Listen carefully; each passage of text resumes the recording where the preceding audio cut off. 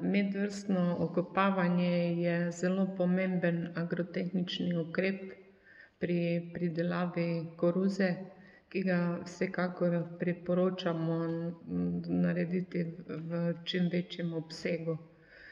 Včasih je edino problem pri izvedbi medvrstnega okopavanja na nagnjenih terenih ali pa če je posevek mogoče premajhen. Z medvrstnim okopavanjem dejansko prerahljamo in prezračimo tla ter ustvarimo pogoje za boljšo rast.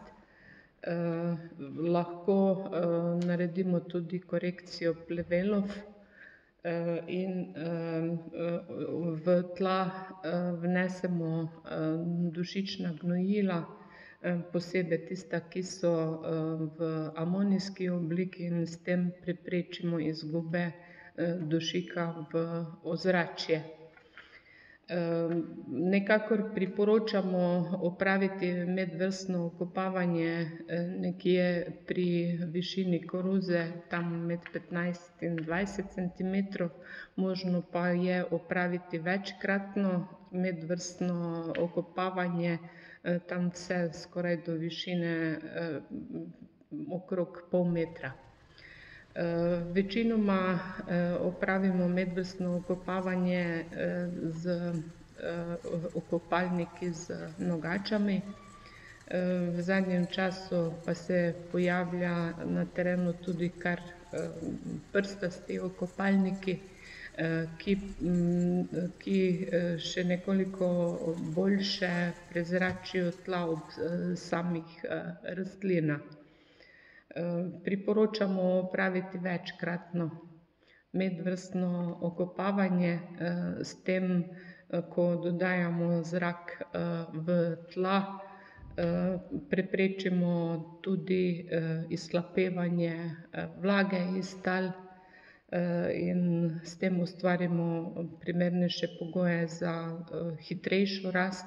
Običajno, ko koruze okopamo in dognojimo, potem nastopi obdobje hitre rasti in dejansko vsak dan lahko opažamo, koliko posevek zraste. Česanje je ukrep, ki v koruzi še ni veliko razširjen.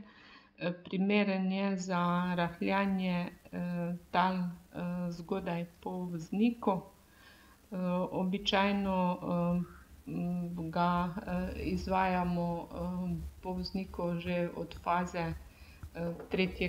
do 4. lista.